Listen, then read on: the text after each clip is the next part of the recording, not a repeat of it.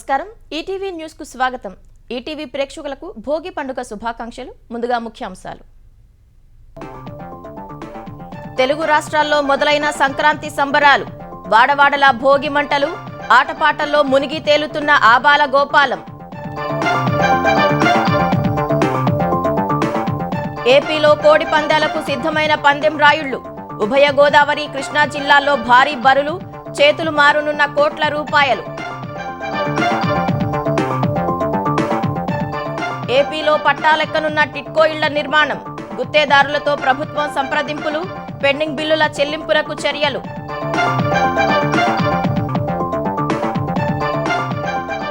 తెలంగాణలో ఈ నెల 26 నుంచి రైతు భరోసా, పోడు భూములకు వర్తింప చేయాలని సర్కారు నిర్ణయం, మార్గదర్శకాలు జారీ చేసిన వ్యవసాయ శాఖ। ప్రయాగ్రాజ్లో మహాకుంభమేళా ప్రారంభం, త్రివేణి సంగమంలో పుణ్యస్నానాలు, విస్తృతమైన ఏర్పాట్లు చేసిన యూపీ సర్కార్। ఢిల్లీ ఓటర్లకు పోటాపోటీగా పార్టీల ఉచితాలు, యువ ఉడాన్ యోజనను ప్రకటించిన కాంగ్రెస్, నిరుద్యోగులకు నెల నెల 8,500। ట్రంప్ ప్రమాణ స్వీకారోత్సవానికి మొదలైన కౌంట్ డౌన్, అమ్ముడుపోయిన వీఐపీ పాసులు, రికార్డు స్థాయిలో విరాళాలు।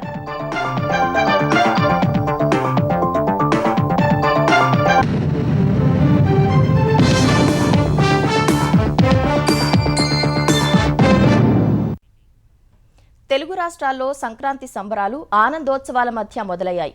3 రోజుల పండుగలో భాగంగా ఇవాళ జరుపుకుంటున్న భోగి వేడుకలు అంబరాన్నంటున్నాయి। అర్ధరాత్రి తర్వాత వాడవాడలా వేసిన భోగి మంటలతో తెలుగు రాష్ట్రాలు స్వర్ణకాంతులీనుతున్నాయి।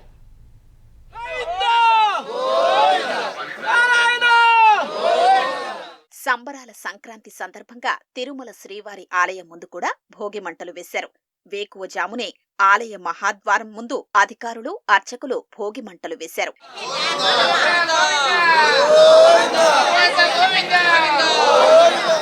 అంబేద్కర్ కోనసీమ జిల్లాలోనూ ప్రజలు ఆనందోత్సాహాల మధ్య భోగి వేడుకలు జరుపుకున్నారు। నెల్లూరు నగరంలోని పలు డివిజన్లలో జరిగిన భోగి వేడుకల్లో ఏపీ మున్సిపల్ శాఖ మంత్రి నారాయణ పాల్గొన్నారు।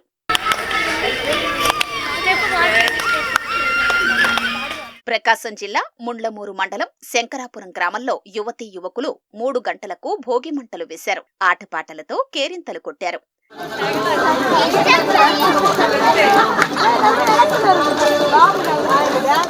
తెలంగాణ కరీంనగర్లో మెహర్ నగర్లో కాలనీవాసులు భోగి వేడుకలు ఉత్సాహంగా మొదలయ్యాయి। ప్రత్యేక పూజల తర్వాత భోగి మంటలు వేశారు। ఆబాల గోపాలం భోగి మంటల చుట్టూ తిరుగుతూ నృత్యాలు చేశారు।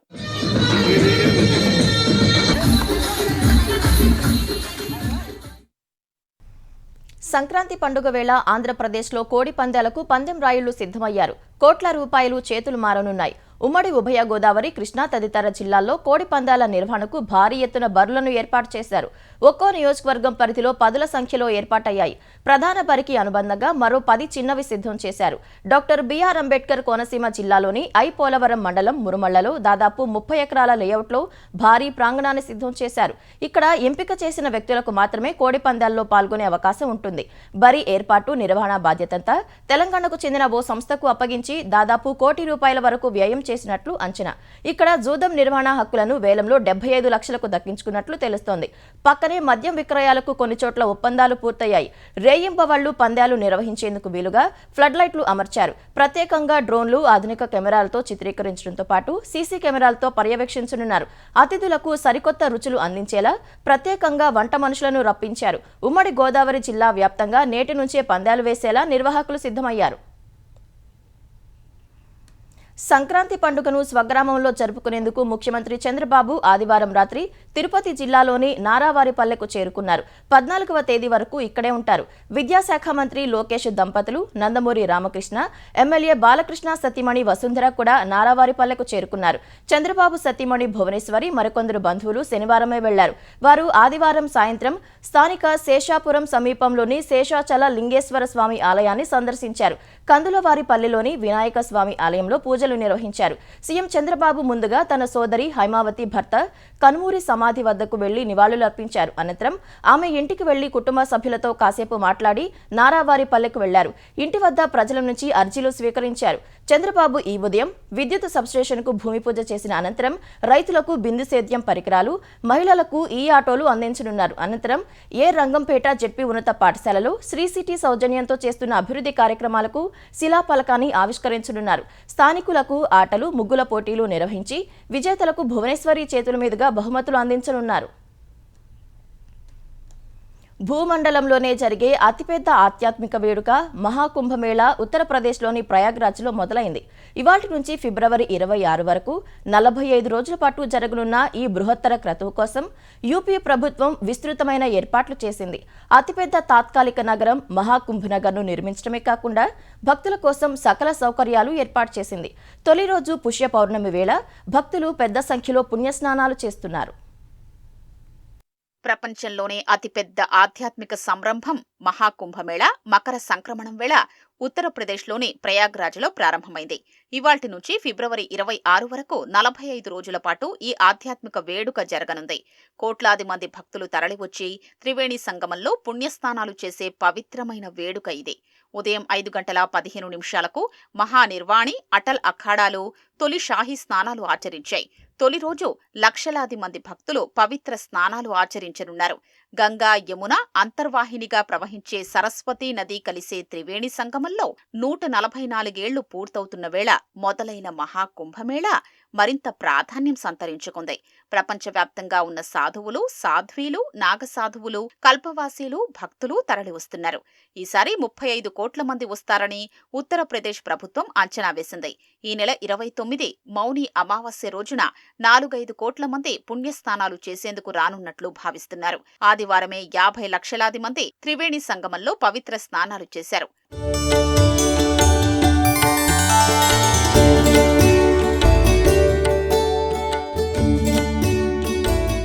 మహాకుంభమేళా కోసం యూపీ ప్రభుత్వం 7,000 కోట్ల బడ్జెట్తో ఏర్పాట్లు చేసింది. 10,000 ఎకరాల్లో ఏర్పాటైన మహాకుంభనగర్ అతిపెద్ద తాత్కాలిక నగరంగా నిలుస్తోంది. 50 లక్షల నుంచి 1 కోటి మంది వరకు వసతి కల్పించే సౌకర్యాలున్నాయి. 1.6 లక్షల టెంట్లు, 1.5 లక్షల మరుగుదొడ్లు నిర్మించారు. 1,250 కిలోమీటర్ల పైపులైన్లతో 50,000 నీటి కనెక్షన్లు, 400 కిలోమీటర్ల రోడ్లు, 30 బల్లకట్టు వంతెనల్ని నిర్మించారు. పారిశుద్ధ్య నిర్వహణ కోసం 15,000 మంది శానిటేషన్ సిబ్బంది పనిచేస్తున్నారు.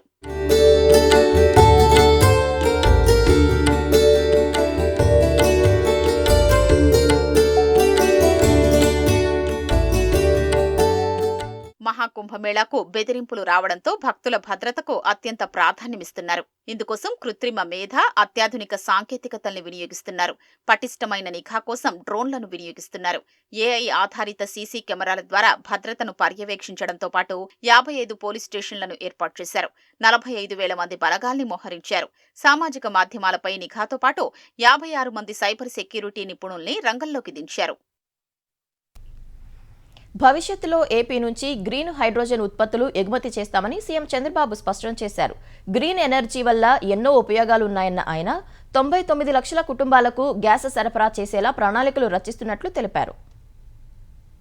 తిరుపతి జిల్లా తిరుచానూరులో ఏజీఎన్పీ ప్రథమ సంస్థ చేపట్టిన ఇంటింటికి పైప్లైన్ ద్వారా గ్యాస్ సరఫరాను సీఎం చంద్రబాబు ప్రారంభించారు. తర్వాత వినియోగదారుల ఇంటికి వెళ్లి గ్యాస్ స్టవ్ వెలిగించి టీ తయారు చేశారు. పైప్లైన్ ద్వారా గ్యాస్ సరఫరా అవుతున్న తీరును తెలుసుకున్నారు. సిలిండర్ గ్యాస్ కు పైప్లైన్ గ్యాస్ కు మధ్య తేడా గురించి ఆరా తీశారు. అక్కడి నుంచి తిరుపతి తాజ్ హోటల్ కు చేరుకుని తేలికపాటి వాణిజ్య వాహనాలు, ఆటో రిక్షాలు, సిఎన్జి వాహనాలను చంద్రబాబు జెండా ఊపి ప్రారంభించారు. తిరుపతి తాజ్ హోటల్లో ఏజీఎన్పీ ప్రథమ సంస్థ నిర్వహించిన సహజ వాయువు మౌలిక సదుపాయాల సమావేశంలో సీఎం పాల్గొన్నారు. దేశంలో ఎనర్జీ, పెట్రోలియం రంగంలో అనూహ్యమైన మార్పులు వస్తున్నాయన్నారు. గతంలో గ్యాస్ ఉచితంగా అందించిన ఘనత టీడీపీదే అని గుర్తు చేశారు. దీపంటూ పథకం కింద 3 సిలిండర్లను ఉచితంగా ఇస్తున్నామన్నారు. సురక్షితమైన గ్యాస్ నేరుగా పైప్లైన్ ద్వారా ఇంటికి రావడం శుభపరిణామమన్నారు. కర్ణాటక, ఏపీ, తమిళనాడు, తెలంగాణలో 8% వాటా ఏజీఎన్పీ ప్రథమ సంస్థ కలిగి ఉందన్నారు. ఏపీని కర్బన ఉద్గారాలు లేని రాష్ట్రంగా తీర్చిదిద్దుతామని సీఎం వెల్లడించారు. గోదావరి బేసిన్లో లభించే గ్యాస్ ను పూర్తి స్థాయిలో ఏపీ వినియోగించుకునేలా ప్రణాళిక రూపొందిస్తామన్నారు. Godavari basin is producing nearly 40% of gas. Gas is produced in Andhra. Gas is used in Maharashtra or Gujarat, other states of the country. We are very keen to use this natural gas in Andhra Pradesh. For that, we will extend all the cooperation, those who are interested to work in this direction. During 2014 and 19, I planned at that time city gas distribution in the state to connect nearly 99 lakh families in Andhra Pradesh, all cities. But unfortunately, for the last 5 years, they stopped all these things, and also 8 rupees at that time, 8% natural gas taxation. They enhanced 24%, which is not at all viable, though they stopped and then they went to other states. Solar energy ద్వారా ప్రతి ఇంటికి ఉచితంగా current అందించేలా ప్రణాళికలు రచిస్తున్నట్లు చంద్రబాబు చెప్పారు. రాష్ట్రంలో గృహ అవసరాలతో పాటు పరిశ్రమలకు సిఎన్జి అందించాలని ఏజీఎన్పీ ప్రథమ సంస్థను సీఎం కోరారు. వైసీపీ 5 ఏళ్ల పాలనలో 1800 కిలోమీటర్ల సీసీ రోడ్లను నిర్మిస్తే ఎన్డీఏ ప్రభుత్వం 6 నెలల్లోనే 3750 కిలోమీటర్ల మేర రహదారులను నిర్మించినట్లు ఉప ముఖ్యమంత్రి పవన్ కళ్యాణ్ తెలిపారు. అత్యంత నిర్లక్ష్యానికి గురైన గిరిజన ఆవాసాలకు గత ప్రభుత్వం 91 కోట్లు ఖర్చు చేస్తే ఎన్డీఏ ప్రభుత్వం 750 కోట్లు ఖర్చు చేసిందని సామాజిక మాధ్యమం ఎక్స్లో పోస్టు పెట్టారు. గత 5 ఏళ్లలో వైకాపా ప్రభుత్వం 268 మినీ గోకులాలను ఏర్పాటు చేస్తే ఎన్డీఏ ప్రభుత్వం 22,500 గోకులాలు ఏర్పాటు చేసిందని వెల్లడించారు. ప్రధాని నరేంద్ర మోదీ, ముఖ్యమంత్రి చంద్రబాబు నాయకత్వంలో రాష్ట్ర పంచాయతీరాజ్ శాఖ ఈ మైలురాళ్లను సాధించిందని పవన్ పేర్కొన్నారు. రైతులంతా ఎప్పుడెప్పుడా అని ఎదురు చూస్తున్న రైతు భరోసా పథకాన్ని ఈ నెల 26 నుంచి అమలు చేయాలని తెలంగాణ ప్రభుత్వం నిర్ణయించింది. పోడు భూములకు రైతు భరోసా కల్పించనుంది. ఈ మేరకు వ్యవసాయ శాఖ తెలుగులో మార్గదర్శకాలు జారీ చేసింది. రైతులకు పెట్టుబడి సాయాన్ని అందించడం ద్వారా వ్యవసాయ ఉత్పాదకత పెంచడం, ఆర్థిక స్థిరత్వాన్ని కల్పించడంతో పాటు ఆధునిక పద్ధతులు అనుసరించేందుకు అవసరమైన వనరుల కల్పనకు వీలవుతుందని ప్రభుత్వం తెలిపింది. గ్రామీణాభివృద్ధి, ఆహార భద్రతకు తోడ్పడడంతో పాటు గ్రామీణ ఆర్థిక వ్యవస్థను బలోపేతం చేస్తుందని పేర్కొంది. పంట పెట్టుబడి సాయాన్ని ఏడాదికి ఎకరాకు 12,000కు పెంచినట్లు తెలిపింది. ధరణి పోర్టల్లో నమోదైన వ్యవసాయ యోగ్యమైన భూ విస్తీర్ణం ఆధారంగా పట్టాదారులకు రైతు భరోసా సాయం అందించాలని ఉత్తర్వుల్లో పేర్కొంది. వ్యవసాయ యోగ్యం కాని భూములను రైతు భరోసా నుంచి తొలగించాలని స్పష్టం చేసింది. తెలంగాణ ప్రభుత్వం ప్రతిష్టాత్మకంగా అమలు చేయనున్న రైతు భరోసా, ఇందిరమ్మ ఆత్మీయ భరోసా, ఇందిరమ్మ ఇళ్లు, రేషన్ కార్డులు అర్హులందరికీ ఇవ్వనున్నట్లు రెవెన్యూ శాఖ మంత్రి పొంగులేటి శ్రీనివాసరెడ్డి తెలిపారు. ఈ నెల 26 నుంచి అమలు చేయనున్న ఈ 4 పథకాలకు సంబంధించి లబ్ధిదారుల ఎంపిక గ్రామ సభల ద్వారా జరుగుతుందన్నారు. హన్మకొండ కలెక్టరేట్లో జరిగిన సమీక్షా సమావేశంలో పాల్గొన్న మంత్రి పొంగులేటి అర్హులైన ప్రతి పేదవాడికి ప్రభుత్వ పథకాలు అందించడమే తమ లక్ష్యమని తెలిపారు. అధికారులే మీ గ్రామానికి వస్తారు. ఈ 4 స్కీములకు సంబంధించి ప్రతిరోజు అక్కడే ఈ అధికారులు ఉంటారు. అర్హులైన వాళ్ళు ఎవ్వరూ మిస్ కానివారు. అదే విధంగా గ్రామ సభలో చర్చ పెడితే అర్హులు కాని వారు ఎవరైనా ఉంటే మీరు చెప్తే తప్పకుండా అధికారులు అటువంటి దాన్ని డిలీట్ చేస్తారు. వరంగల్ పర్యటన ముగించుకుని తిరుగు ప్రయాణంలో ఖమ్మం వస్తున్న సమయంలో తెలంగాణ రెవెన్యూ శాఖ మంత్రి పొంగులేటి శ్రీనివాసరెడ్డికి పెద్ద ప్రమాదం తప్పింది. తిరుమలాయపాలెం మండలం శివారు చింతపల్లి వద్ద ఆయన ప్రయాణిస్తున్న కారు 2 టైర్లు ఒక్కసారిగా పేలాయి. డ్రైవర్ చాకచక్యంగా వ్యవహరించి వాహనాన్ని అదుపులోకి తేవడంతో ఎవరికీ ప్రమాదం జరగలేదు.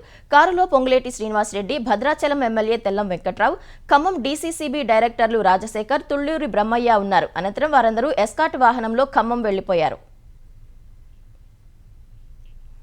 సంక్రాంతి తర్వాత టిడ్కో ఇళ్ల నిర్మాణ పనులు ఊపందుకునేలా కూటమి ప్రభుత్వం అడుగులు వేస్తోంది. వైకాపా సర్కార్ అస్తవ్యస్తంగా వదిలేసిన పనుల్ని పూర్తి చేసేందుకు కూటమి ప్రభుత్వం గుత్తేదారులతో సంప్రదింపులు జరిపింది.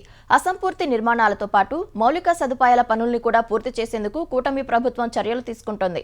ముందుగా గుత్తేదారులకు భరోసా కల్పించేలా 460 కోట్ల చెల్లింపునకు కసరత్తు చేస్తోంది. 2016 నుంచి 19 మధ్య తెదేపా ప్రభుత్వం 3.12 లక్షల గృహాల నిర్మాణం చేపట్టగా వైకాపా అధికారంలోకి వచ్చిన వచ్చిన తర్వాత 50,000 గృహాలను రద్దు చేసింది. 2.62 లక్షల ఇళ్ల నిర్మాణాలు చేపట్టింది. వాటిలో 1,00,000 ఇళ్లకు పైగా 50% నుంచి 90% వరకు తెదేపా ప్రభుత్వ హయాంలోనే పూర్తయ్యాయి. మిగతా వాటిని పూర్తి చేసేందుకు వైకాపా ప్రభుత్వం తీవ్ర జాప్యం చేసింది. చివరకు లబ్ధిదారులు అప్పటి ప్రతిపక్షాల నుంచి ఒత్తిడి రావడంతో కేవలం 57,000 గృహాలు పూర్తి చేసి లబ్ధిదారులకు అప్పగించింది. మరికొన్ని గృహ సముదాయాల్లో మౌలిక సదుపాయాలు కల్పించకుండానే అప్పగించింది. వీటితో కలిపి ఈ ఏడాది జూన్ నాటికి 2.20 లక్షల గృహాలని పూర్తి చేయాలని కూటమి ప్రభుత్వం లక్ష్యంగా పెట్టుకుంది. అందుకోసం అవసరమైన నిధుల్ని సేకరించేందుకు అధికారులు ఇప్పటికే హడ్కోను సంప్రదించారు. దాదాపుగా 4,500 కోట్ల రుణాన్ని సమీకరించేందుకు ప్రయత్నాలు ప్రారంభించారు. ప్రపంచ ఆర్థిక సదస్సులో పాల్గొనేందుకు సీఎం చంద్రబాబు నేతృత్వంలో 8 మంది సభ్యుల బృందం దావోస్లో పర్యటించనుంది. ఈ నెల 20 నుంచి 24వ తేదీ వరకు ఈ పర్యటన సాగనుంది. ఐటీ శాఖ మంత్రి నారా లోకేష్, పరిశ్రమల శాఖ మంత్రి టీజీ భరత్, సీఎం కార్యదర్శి Karthikeya Mishra, CM chief security officer Bandaru Srikanth, ఆర్థిక శాఖ ముఖ్య కార్యదర్శి పీయూష్ కుమార్, పరిశ్రమల శాఖ కార్యదర్శి ఎన్ యువరాజ్, ఏపీ ఆర్థికాభివృద్ధి బోర్డు సీఈఓ సాయికాంత్ వర్మ, కుప్పం ప్రాంత అభివృద్ధి authority project director Vikas Marmat CM Chandrababu వెంట దావోస్కు వెళ్లనున్న బృందంలో ఉన్నారు. ఆ సదస్సులో ఏపీలోని వనరులు, పెట్టుబడి అవకాశాలను సీఎం చంద్రబాబు వివరించనున్నారు. తిరుపతి దుర్ఘటనలో మృతి చెందిన కుటుంబాలకు అండగా నిలుస్తామని స్పీకర్ అయ్యన్న పాత్రుడు తెలిపారు. వైకుంఠ ద్వార దర్శన టికెట్ల జారీ సమయంలో జరిగిన తొక్కిసలాటలో మృతి చెందిన వారి కుటుంబాలను, క్షతగాత్రులను టీటీడీ బోర్డు సభ్యులతో కలిసి ఆయన పరామర్శించారు. అనకాపల్లి జిల్లా పెద్ద బొడ్డేపల్లికి చెందిన బొడ్డేటి నాయుడు బాబు కుటుంబాన్ని పరామర్శించి 25 లక్షల రూపాయల చెక్కును మృతుని కుటుంబానికి అందజేశారు. మృతుల కుటుంబాలకు అన్ని విధాలుగా అండగా ఉంటామని బోర్డు సభ్యులు భరోసా ఇచ్చారు. ఇలాంటి దుర్ఘటనలు భవిష్యత్తులో పునరావృతం కాకుండా అవసరమైన చర్యలు తీసుకుంటామని తెలిపారు. ఒక మంచి నిర్ణయం తీసుకున్నారు. ఎవరైతే చనిపోయారో వాళ్ళందరికీ కూడా 25 లక్షల రూపాయలు తిరుపతి దేవస్థానం అకౌంట్ నుంచి ఇవ్వాలని చెప్పి నిర్ణయం తీసుకోవడం జరిగింది. తెలుగుదేశం పార్టీ నుంచి నాయుడికి 5 లక్షల రూపాయలు కూడా పార్టీ ఇస్తున్నాం.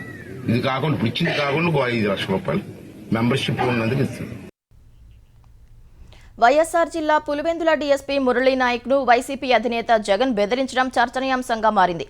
ఈ ప్రభుత్వం మారిపోతే వైసీపీ శ్రేణులను వేధించిన అధికారుల కథ చెబుతామని హెచ్చరించారు. తన సమీప బంధువు వైఎస్ అభిషేక్ రెడ్డి అంత్యక్రియలకు హాజరై తిరుగు ప్రయాణమైన జగన్ కు ఆ పార్టీ శ్రేణులు డీఎస్పీపై ఫిర్యాదు చేశారు. డీఎస్పీని హెలిప్యాడ్ వద్దకు పిలిపించుకొని మరీ జగన్ బెదిరించారు. జాగ్రత్తగా ఉండాలని డీఎస్పీని తీవ్ర స్వరంతో హెచ్చరించారు. డీఎస్పీ మౌనంగా అక్కడి నుంచి వెళ్లిపోయారు. సామాజిక మాధ్యమంలో అసభ్యకర పోస్టుల కేసులో రిమాండ్ ఖైదీ వర్రా రవీంద్రరెడ్డిని డీఎస్పీ మురళీ నాయక్ విచారించారు. కడప ఎంపీ అవినాష్ రెడ్డి పిఏ రాఘవరెడ్డికి 41A నోటీసులు ఇచ్చి పలుమార్లు ప్రశ్నించారు. ఉన్నతాధికారుల ఆదేశాల మేరకు డీఎస్పీ తన బాధ్యతలు నిర్వహిస్తుండగా మాజీ సీఎంగా పనిచేసిన వ్యక్తి అందరి ముందు బెదిరింపులకు దిగడం చర్చనీయాంశమైంది. నాగర్ కర్నూల్ మాజీ ఎంపీ మందా జగన్నాథం కన్నుమూశారు. ఆయనకు 2 కుమారులు, 1 కుమార్తె ఉన్నారు. కొంతకాలంగా అనారోగ్యంతో బాధపడుతున్న జగన్నాథం డిసెంబర్ 22న నిమ్స్లో చేరారు. ఆదివారం రాత్రి 7 గంటల సమయంలో గుండెపోటుతో మృతి చెందినట్లు వైద్యులు ప్రకటించారు. జోగులాంబ గద్వాల జిల్లా ఎర్రవల్లి మండలం కొండేరు గ్రామంలో 1951లో జన్మించిన జగన్నాథం రాజకీయాల్లో అంచెలంచెలుగా ఎదిగారు. నాగర్ కర్నూల్ ఎస్సీ రిజర్వ్డ్ లోక్సభ స్థానం నుంచి 1996, 1999, 2004లో టీడీపీ తరపున, 2009లో కాంగ్రెస్ తరపున గెలుపొందారు. తెలంగాణ ఉద్యమ సమయంలో కాంగ్రెస్ ను వీడి బీఆర్ఎస్ లో చేరిన ఆయన 2014లో ఎంపీగా పోటీ చేసి ఓటమి పాలయ్యారు. గత అసెంబ్లీ ఎన్నికల్లో బీఎస్పీలో చేరారు. జగన్నాథం మృతి పట్ల ఆంధ్రప్రదేశ్ సీఎం చంద్రబాబు, తెలంగాణ సీఎం రేవంత్ రెడ్డి, మాజీ సీఎం కేసీఆర్ సహా వివిధ పార్టీల నేతలు సంతాపం ప్రకటించారు. జనవరి 20న అమెరికా అధ్యక్షుడిగా డొనాల్డ్ ట్రంప్ ప్రమాణ స్వీకారానికి ఏర్పాట్లు శరవేగంగా జరుగుతున్నాయి. వాషింగ్టన్ డీసీలోని క్యాపిటల్ బిల్డింగ్లో జరిగే ఈ కార్యక్రమానికి ప్రపంచ దేశాల అధినేతల టెక్ దిగ్గజాలు హాజరు కానున్నారు. భారత్తో సహా అమెరికా మిత్ర దేశాలకు ఇప్పటికే ఆహ్వానాలు అందాయి. చైనా అధ్యక్షుడు షీ జిన్పింగ్తో సహా మరికొంతమంది దేశాధినేతలకు ట్రంప్ వ్యక్తిగత ఆహ్వానాలు పంపారు. అయితే ఈ కార్యక్రమానికి చైనా అధ్యక్షుడు హాజరు కావడం లేదని ఉపాధ్యక్షుడు హాన్ జెంగ్, విదేశాంగ మంత్రి వాంగ్ యీ హాజరయ్యే అవకాశం ఉంది. ఎల్ సాల్వడార్ అధ్యక్షుడు నయీబ్ బుకెలే, ఇటాలియన్ ప్రధానమంత్రి జార్జియా మెలోని, అర్జెంటీనా అధ్యక్షుడు జేవియర్ మిలీలను ట్రంప్ ఆహ్వానించినట్లు తెలుస్తోంది. భారత్ తరపున విదేశాంగ మంత్రి ఎస్ జయశంకర్ పాల్గొననున్నారు. ట్రంప్ ప్రమాణ స్వీకారోత్సవానికి వీఐపీ పాసులు మొత్తం అమ్ముడైనట్లు తెలుస్తోంది. విరాళాలు ఇచ్చిన దిగ్గజ సంస్థల అధినేతలకు కూడా వీఐపీ పాసులు దొరకలేదని సమాచారం. ఈ విషయాన్ని పలువురు ధృవీకరించారు. ట్రంప్ ప్రమాణ స్వీకారోత్సవానికి భారీగా విరాళాలు అందాయి. ఇప్పటి వరకు దాదాపు $170 మిలియన్ వచ్చినట్లు అంతర్జాతీయ మీడియాలో కథనాలు వెలువడ్డాయి. ఇండోనేషియా అధ్యక్షుడు ప్రబోవో సుబియాంటో గణతంత్ర వేడుకలకు ముఖ్య అతిథిగా హాజరు కానున్నారు. ఈ విషయాన్ని ప్రభుత్వ వర్గాలు ధృవీకరించాయి. భారత్ పర్యటన తర్వాత పాకిస్తాన్లో పర్యటించాలని భావించారు. అయితే ఈ అంశాన్ని పునః పరిశీలించాలని భారత్ కోరటంతో పాక్ పర్యటనను ఇండోనేషియా అధ్యక్షుడు విరమించుకున్నట్లు విశ్వసనీయ వర్గాలు తెలిపాయి. ప్రధాని మోదీతో ఆయన విస్తృత చర్చలు జరపనున్నట్లు పేర్కొన్నాయి. గణతంత్ర దినోత్సవాలకు భారత్ ఏటా ప్రపంచ దేశాధినేతలను ఆహ్వానిస్తోంది. 2024లో ఫ్రాన్స్ అధ్యక్షుడు మెక్రాన్, 2023లో ఈజిప్ట్ అధ్యక్షుడు అబ్దెల్ ఫతాహ్ ముఖ్య అతిథులుగా వచ్చారు. కోవిడ్ మహమ్మారి దృష్ట్యా 2021, 2022లో రిపబ్లిక్ డేకు ముఖ్య అతిథిని పిలవలేదు. ఢిల్లీ అసెంబ్లీ ఎన్నికల్లో గెలుపుపై కన్నేసిన ప్రధాన పార్టీలు వివిధ పథకాలతో ఓటర్లకు బలవేస్తున్నాయి. ఇప్పటికే మహిళలు సహా వివిధ వర్గాలకు అనేక హామీలు ఇచ్చిన కాంగ్రెస్ పార్టీ తాజాగా యువ ఉడాన్ యోజనను ప్రకటించింది. తమ పార్టీ అధికారంలోకి వస్తే నిరుద్యోగ యువతకు నెల 8,500 రూపాయలు ఏడాది పాటు ఇవ్వనున్నట్లు హామీ ఇచ్చింది. ఏదైనా పరిశ్రమ లేదా సంస్థలో తమకున్న నైపుణ్యాలను చూపించిన వారికి నగదు సాయం చేస్తామని ఏఐసీసీ ప్రధాన కార్యదర్శి సచిన్ పైలట్ తెలిపారు. కంపెనీల ద్వారా లబ్ధిదారులకు నగదు బదిలీ చేస్తామని వెల్లడించారు. ఏడాది పాటు ఆర్థిక సాయం చేయడంతో పాటు నైపుణ్య శిక్షణ ఇప్పిస్తామని సచిన్ పైలట్ చెప్పారు.